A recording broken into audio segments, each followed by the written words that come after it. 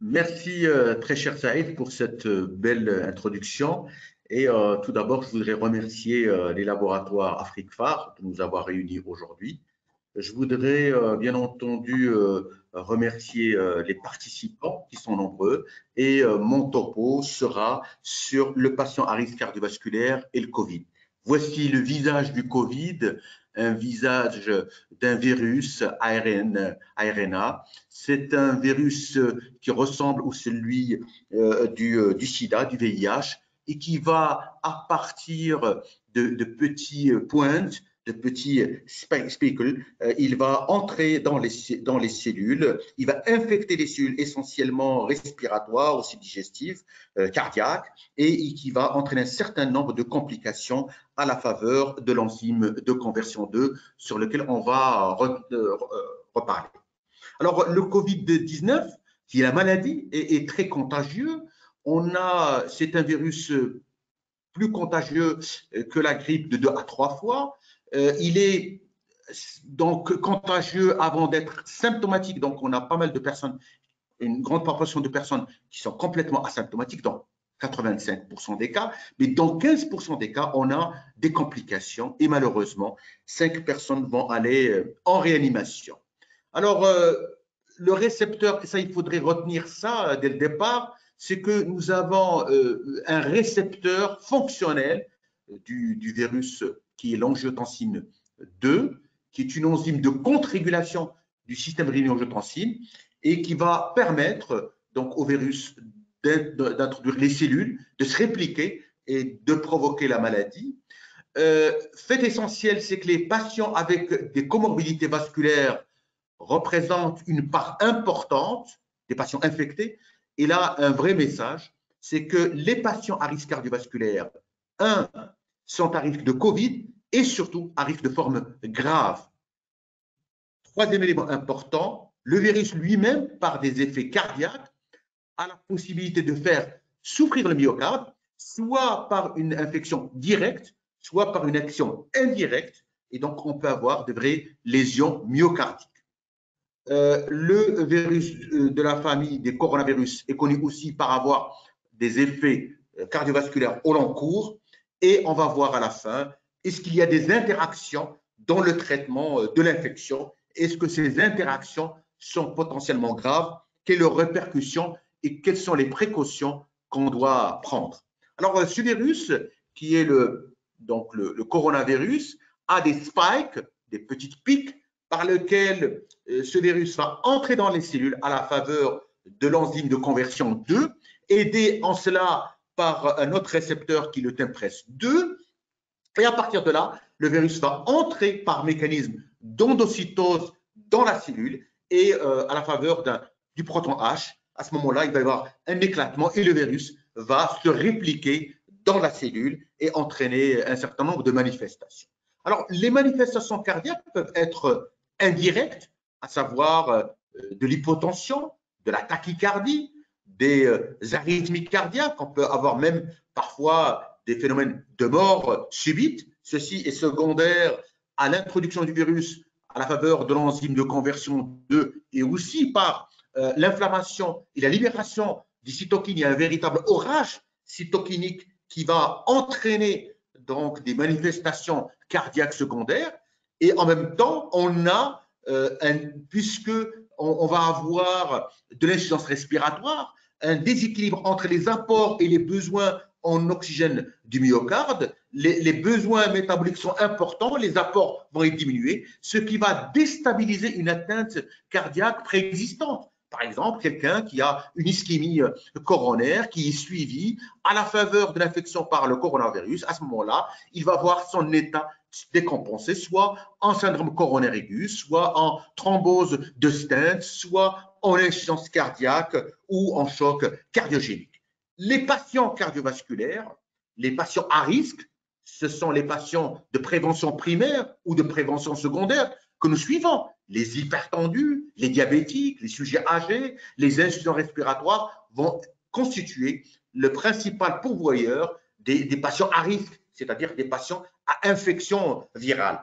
Et Fait important, ces patients à risque cardiovasculaire vont être à risque d'attraper le Covid et aussi à risque de développer les formes les plus graves, à savoir les formes d'insuffisance respiratoire, d'acidose métabolique, de coagulopathie de consommation ou parfois de défaillance organique. Donc, faites attention, le premier message, les patients que vous suivez, que nous suivons tous, qui sont à risque cardiovasculaire, sont à risque de Covid. Et malheureusement, ce sont les patients à risque formés à développer les formes les plus sévères. Voilà comment se développe un peu la maladie. C'est des choses que maintenant qu'on commence à connaître. On a une période d'incubation, une période où on a des symptômes minimes à modérés, de fièvre, de toux, de fatigue, des troubles nasopharyngés, une rhinorrhée, une anosmie. On a à ce moment-là des leucocytes qui vont diminuer ou qui sont normaux, une augmentation des transaminases. Et regardez bien en bas sur le diagnostic, à ce moment-là, la PCR va intervenir ou le dosage des IgM qui vont apparaître quelques jours après. Et puis, on peut avoir l'apparition sur le scanner des premières lésions radiologiques. Puis, cette période va donc durer de 1 à 14 jours. Puis, par la suite, une période de pneumonie, à proprement parler, de 7 jours, où on va assister à un déficit respiratoire, à un trouble respiratoire, à de la dyspnée et puis à une saturation qui commence à baisser à moins de 94%. Et là, les lésions pulmonaires, les fameuses lésions donc, sur le scanner vont apparaître.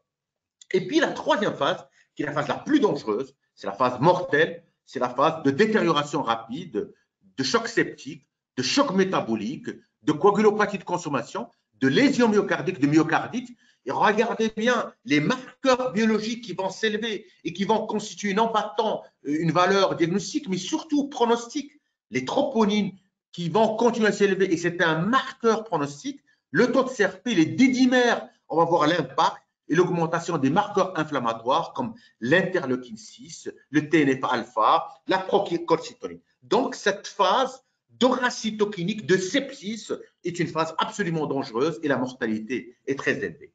J'ai tenu à vous montrer l'évolution des marqueurs et des tests diagnostiques que nous utilisons. C'est une diapositive qui date de 2-3 jours, qui est apparue. Regardez, à partir de l'exposition au virus, on a une phase d'incubation silencieuse, d'exposition de 2 semaines, puis à partir de la première semaine, avant le début des symptômes, on a le PCR qui va en bleu qui va s'élever. On peut aussi, par le rouge, isoler le virus dans le tractus respiratoire. Puis par la suite, on a le virus qui va apparaître dans le lavage broncho-alvéolaire par PCR et aussi donc, dans les selles. Et puis, donc, à partir de la deuxième semaine, on a les IgG, donc marqueurs du fait qu'on a immunisé, ou les IgM, marqueurs qu'on a été au contact du virus et qu'on est en période dangereuse, qui vont s'élever à partir de la deuxième semaine. Voici un peu la cinétique des anticorps qui vont apparaître. Alors, comme on l'a dit, le sujet essentiel, c'est que les patients avec comorbidité cardiovasculaire représentent une part importante des cohortes infectées dans les premières données publiées, c'est-à-dire nous sommes reposés sur les données chinoises, sur les données italiennes, qui nous montrent clairement que les hypertendus que nous suivons, les diabétiques, les insuffisants cardiaques, les insuffisants coronaires, ceux qui ont un accident vasculaire cérébral, sont des patients à risque cardiovasculaire. Et fait important, et je l'ai dit, j'insiste là-dessus, ce sont les personnes qui ont le risque le plus important de sévérité de la maladie. Alors, ces personnes, ce sont les porteurs de maladies respiratoires chroniques, les insuffisants cardiaques, ceux qui attendent une chirurgie cardiaque, les patients qui ont un problème de déficit immunitaire, les hypertendus, les coronariens, les accidents vasculaires cérébraux, les diabétiques et, fait important, les sujets qui ont un indice de masse corporelle plus de 40.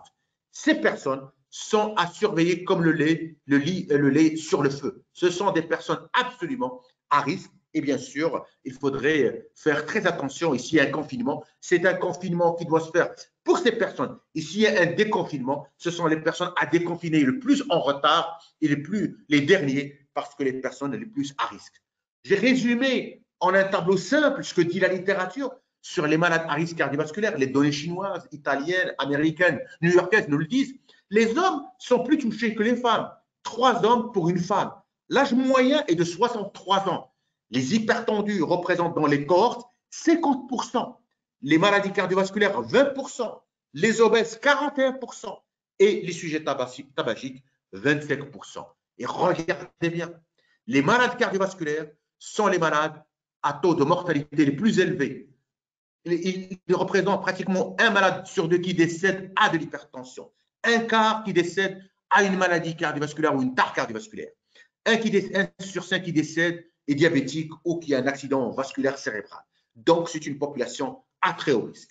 Qu'est-ce qui explique, par exemple, que quelqu'un qui est obèse soit quelqu'un à risque particulier? On a remarqué ça dans les populations new-yorkaises, les sujets extrêmement obèses qui ont un indice de masse corporelle plus de 40 et qui sont de race noire avec des facteurs socio-économiques un peu défavorisés.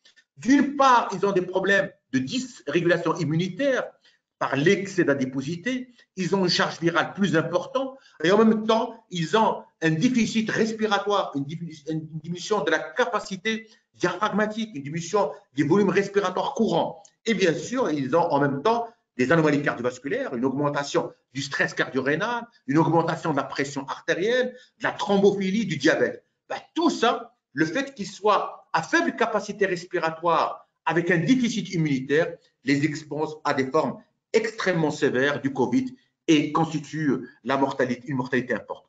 Qui décède du Covid? Et cette étude sur la JAMA nous le montre. Ce sont les personnes âgées à partir de 60 ans, ce sont les patients qui vont aller en ventilation, c'est-à-dire soit en ventilation assistée, en ventilation mécanique, ou qui vont avoir des systèmes d'assistance circulatoire, mais aussi, et surtout, j'insiste là-dessus, les hypertendus, les diabétiques, les insuffisants rénales, les ischémiques. Alors, quand on parle d'hypertension, est-ce que l'hypertension est un facteur de risque? En fait, c'est un marqueur intégrateur de risque. Parce qu'en général, les hypertendus sont des sujets âgés. On sait que les hypertendus sont à plus de risque de pneumopathie. Et généralement, les hypertendus que nous suivons sont diabétiques, ont du syndrome d'apnée du sommeil, sont obèses, ont des troubles de l'immunité cellulaire, sont sous IEC ou ARA2, ce qui peut poser leur surexpression à l'enzyme de conversion 2 et par conséquent une plus grande entrée du virus, et donc ils sont à risque d'événements cardiovasculaires. Donc l'hypertension est en général un marqueur de risque cardiovasculaire. Est-ce que le cœur est atteint de façon directe par le Covid? Oui, la réponse est oui. Alors le virus lui-même, il peut soit envahir le cœur directement et entraîner des dommages myocardiques, c'est ce qu'on appelle des myocardites fulminantes, et on arrive dans certaines études à trouver le virus dans la biopsie myocardique ou dans l'autopsie myocardique, ça va donner des myocardites importantes. C'est aussi par le mécanisme inflammatoire qui va être médié par les cytokines et le rage cytokinique qui va passer par l'interleukine 6, l'interleukine 7, et à ce moment-là, on va avoir de la myocardite. Et donc, que ce soit par mécanisme inflammatoire ou que ce soit par lésion directe, ça va exposer les patients à de l'insuffisance cardiaque, à la décompensation cardiaque et aux arythmies et aux chocs cardiogéniques.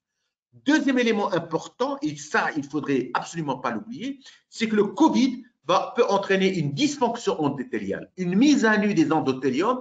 Il va entraîner une accélération et un déséquilibre des processus thrombomoliques.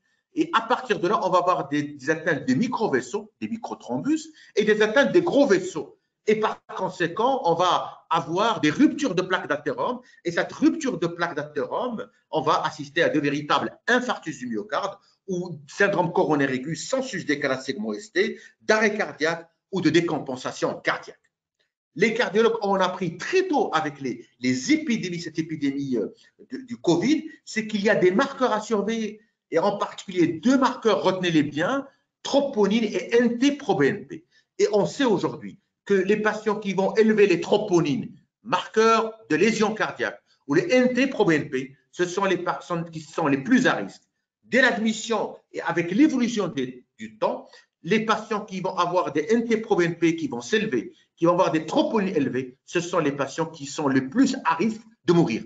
Parfois, non pas tant témoins de lésions cardiaques, mais surtout marqueurs de l'inflammation massive, l'inflammation sévère, l'aura cytokinique qui expose le patient malheureusement, non pas à une défaillance cardiaque seule, mais à une défaillance multiviscérale, une défaillance hépatique, une défaillance rénale, une différence respiratoire. Et on le voit dans cette étude chinoise, c'est que les patients avec maladie cardiovasculaire, c'est-à-dire les patients en prévention secondaire, ceux qui ont fait de l'infarctus, qui ont eu un accident vasculaire ou un accident ischémique transitoire, et qui, au cours de cette maladie Covid, vont augmenter leur troponine et chez qui la troponine va être élevée, ce sont les personnes qui sont les plus à risque cardiovasculaire et à risque de mortalité.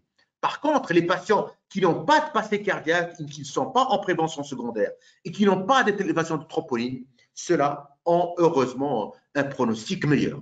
Et regardez bien, c'est que les deux courbes vont se détacher très rapidement, c'est-à-dire ceux qui vont pas avoir de lésions cardiaques, ceux qui vont avoir des troponines normaux, ceux qui vont avoir une fonction cardiaque avec une échographie cardiaque normale, ce sont les patients qui vont avoir le meilleur pronostic.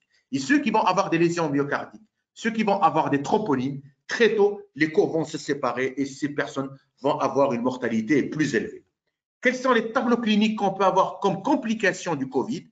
On peut avoir un infarctus du myocarde, un syndrome coronaire aigu, avec une thrombose coronaire. Et à ce moment-là, il faut dilater très rapidement. J'ouvre la parenthèse, c'est qu'aujourd'hui, on a assisté à une diminution de fréquentation de salles de cathétérisme, d'urgence de 40%, parce que les gens ont peur. Les gens qui ont des douleurs n'osent pas aller à l'hôpital. Ils ont peur d'attraper le coronavirus. Ils ont peur, ils confondent leurs symptômes avec les symptômes du corona. Ils sont stressés. Et ça, malheureusement, on peut assister à des décès à domicile. Et donc, n'oublions pas les fondamentaux. La douleur thoracique doit être considérée comme un signe d'urgence. Et bien sûr, n'oublions pas que quelqu'un qui a un infarctus du myocarde ou un syndrome coronaire avec sus-décalage du segment ST est un patient qui peut mourir rapidement et donc il faudrait rapidement l'acheminer vers une salle de cathétérisme et le revasculariser. Deuxième type d'atteinte, ce sont les lésions de myocardite. Ce sont des lésions de myocardite avec coronaire normal. C'est-à-dire, on fait une coro, on trouve normal. Par exemple, ceux qui ont une myocardite, comme j'ai dit, inflammatoire, à cytokine, ou ceux qui ont des myocardites par stress myocardique. Vous savez que nous subissons tous un stress et ce stress va élever les catécholamines qui peuvent les donner des véritables myocardiopathies du stress. Par différents mécanismes, on peut avoir des arythmies, par l'inflammation, par l'hypoxie, par les médicaments que nous utilisons, par l'effet pro-arythmogène, par le passage à travers les cytochromes P450. Donc, on peut avoir des arythmies qui peuvent menacer le risque. Et puis, on peut avoir une décompensation cardiaque, un choc cardiogénique. On peut avoir des péricardites, un épanchement péricardique, voire des tamponnades. Et aussi, et ça, on l'a remarqué, il s'agit aussi de thrombose. La maladie Covid, le Covid-19, est une maladie hautement thrombomolique qui entraîne, et on l'a remarqué dans les séries françaises, de véritables embolies pulmonaires, de véritables thromboses in situ. Et ces embolies pulmonaires peuvent entraîner des décompensations chez des malades qui peuvent sembler bien portés et qui vont aller, bien sûr, rapidement en décompensation. C'est pour ça qu'il faut toujours considérer le traitement anticoagulant chez les personnes qui sont Covid parce qu'il y a un haut risque thrombomolique. J'insiste là-dessus. Ne l'oubliez pas, le risque thrombomolique est extrêmement présent dans le Covid. Regardez bien cette image. C'est que dès que le patient est admis et qu'il y a une maladie Covid et qu'il y a des symptômes, soit que les choses vont rapidement s'améliorer, soit malheureusement les choses vont s'aggraver. Il ne se passe pas un jour où il n'y a pas un événement, soit une aggravation de l'insuffisance respiratoire, de la dyspnée ou la décompensation cardiaque, ou malheureusement d'autres complications graves qui peuvent survenir.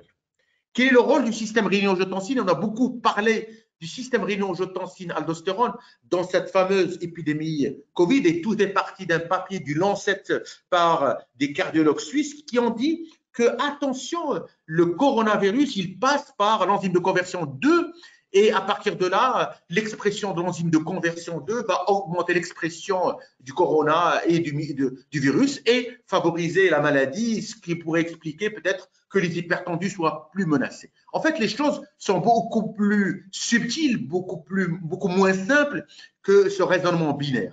Et vous savez qu'on a deux systèmes qui sont absolument fondamentaux dans la régulation de la pression artérielle et dans la régulation de l'hémodynamique circulatoire. Le système rénine-angiotensine-aldostérone est basé, comme chacun le sait, sur la libération de la rénine par les reins qui va être transformée en angiotensine 1 par l'enzyme de conversion, et puis l'angiotensine 1 va être l'angiotensine 1 va être transformé en angiotensine 2, et cette angiotensine 2 va se faire fixer sur les récepteurs AT1. Tout ça, ça semble simple, et choses avec lesquelles on travaille. Par exemple, quand on donne un IEC, on va diminuer l'angiotensine 2 et augmenter l'angiotensine 1. Et puis, quand on donne des ARA2, les fameux ARA2, on bloque les récepteurs au niveau AT1. Mais ce système, qui est le système rénine-angiotensine, en principe donne, quand l'angiotensine 2 est libérée, vasoconstriction, fibrose, remontage artériel, inflammation. Mais en même temps, ce mécanisme est contre-régulé par l'enzyme de conversion 2. Ce n'est pas la fameuse enzyme de conversion qui va transformer l'angiotensine 1 en angiotensine 2, mais c'est une molécule qui va faire comme une contre-régulation. C'est yin-yang, c'est-à-dire quand l'angiotensine 2 est stimulée et va se fixer sur l'angiotensine 1, sur l'angiotensine, à ce moment-là, l'angiotensine 2 va augmenter sa sécrétion et il va aller fabriquer d'autres angiotensines 1 et 7. D'une part, on a l'angiotensine 2 qui favorise la vasoconstriction, la prolifération cellulaire, l'hypertrophie, la fibrose. Et d'autre part, l'enzyme de conversion, en allant se fixer sur les récepteurs angiotensine 1, angiotensine 7 sur les récepteurs masse, à ce moment-là, il a un effet protecteur, anti-hypertrophie, anti-fibrose, vasodilatation, antioxydant. Et en principe, la vie est comme ça. Elle est faite d'équilibre. On a le système sympathique et le système parasympathique. On a les peptides natriurétiques et en même temps, on a les hormones vasoconstricteurs. Donc, il y a toujours un équilibre dans l'organisme. Et en fait, lorsque le virus va attaquer les cellules à partir de l'enzyme de conversion 2, à ce moment-là, il va y avoir une diminution de l'angiotensine 1,7, une diminution de l'expression d'angiotensine 2 et une augmentation de l'angiotensine 2, ce qui va favoriser l'inflammation, la phase de constriction et la thrombose. Et donc, en fait, l'angiotensine 2, les récepteurs de l'angiotensine 2, de l'enzyme de conversion 2, se comportent comme des mécanismes de protection des cellules. C'est-à-dire que quand ils vont être attaqués par le coronavirus, ils vont moins s'exprimer. Donc, ils vont moins s'opposer à l'angiotensine 2. Et par conséquent, il y a des études qui sont en cours pour démontrer que le fait de donner un ARA2 ou un IEC, au contraire, ça va s'opposer aux effets délétères de l'angiotensine 2 et ça peut être bénéfique. Et ça, on le va voir dans les études. Donc, il va y avoir un mécanisme de contre-régulation qui va pouvoir permettre de sauver les cellules. Alors, fait important, aujourd'hui, certes, les IEC et les ARA2 augmentent l'expression de l'enzyme de conversion 2.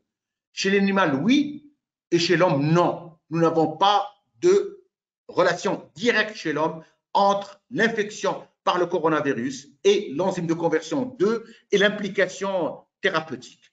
Il s'agit d'une action plus complexe qu'une interaction ligand-récepteur.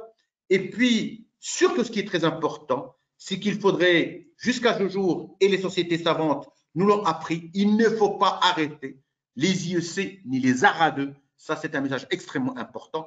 Attention, c'est tout le contraire qu'on pensait au départ, c'est que le fait d'avoir le coronavirus, ça augmente la stimulation du système rénine-angiotensin-aldostérone et ça peut être délétère. Et attention à l'hypocalémie qui est fréquente sur ces terrains et qui peut malheureusement interférer avec un certain nombre de médicaments qu'on peut utiliser.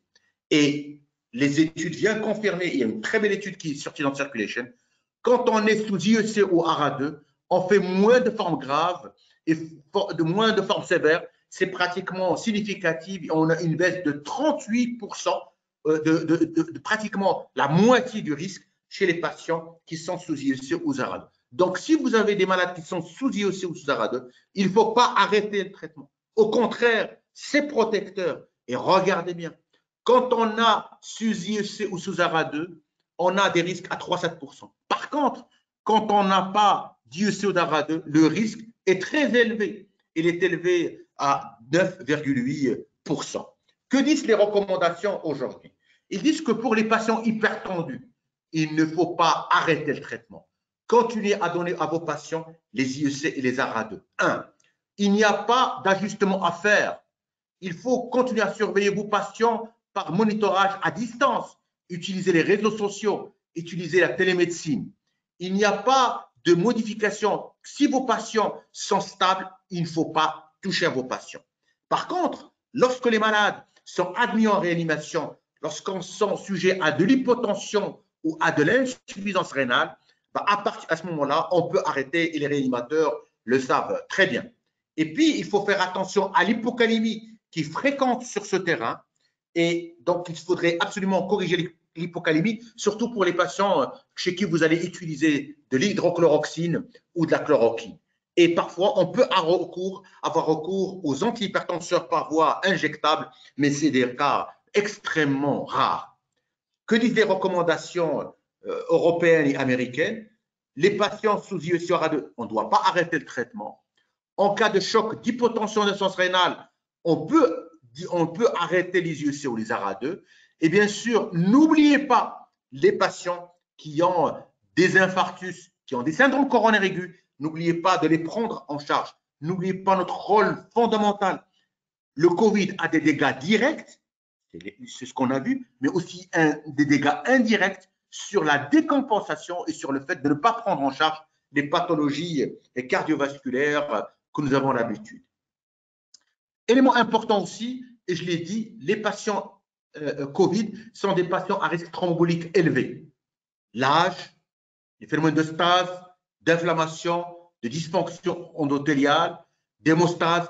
Et donc, plus l'infection va monter en sévérité, plus le risque de thrombose va être élevé. Et quand on est dans des formes élevées, le risque thrombolique est extrêmement important. Donc, gardez en mémoire le risque thrombolique. Voici ce schéma proposé par la Société française d'anesthésie et réanimation qui nous montre comment anticoaguler nos patients. Il ne faut pas les anticoaguler.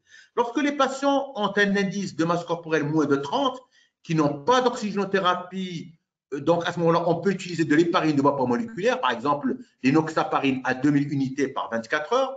Lorsqu'ils sont en surpoids avec un indice de masse corporelle plus de 30, on peut utiliser de l'inoxaparine, 4000 unités en sous-cutané ou 6000 unités chez la personne à plus de 120 kg. Et quand les personnes sont en syndrome inflammatoire marqué, une hypercoagulabilité des thromboses, à ce moment-là, on va vers l'héparine de vapeur moléculaire ou l'héparine non fractionnée à dose curative.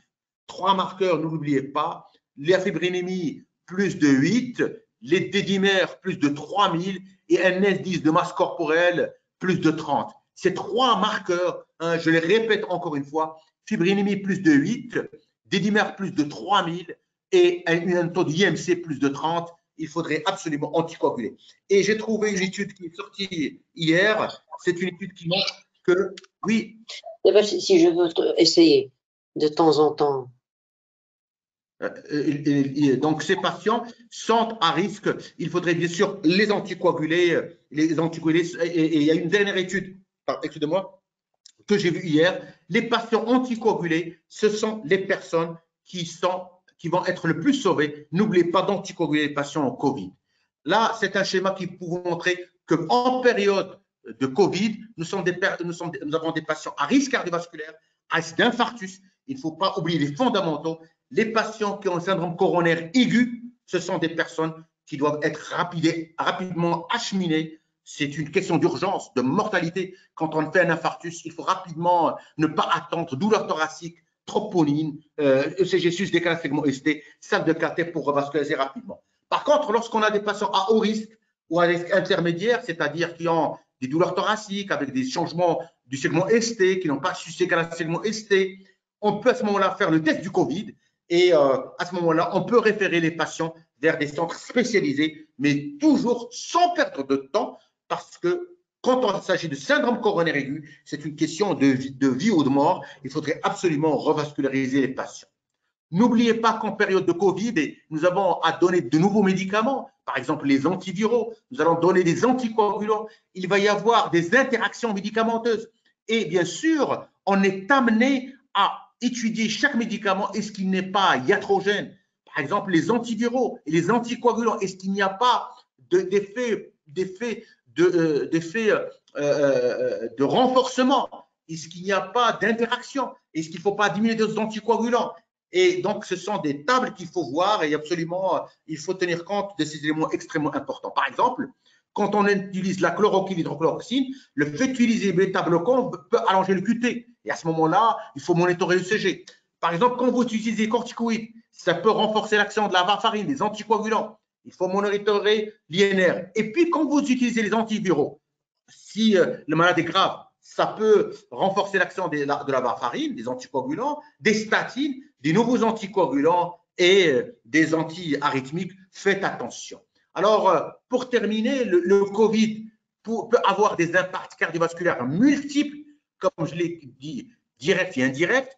Attention, les facteurs de risque cardiovasculaire sont présents et donc c'est un facteur de surmortalité extrêmement important.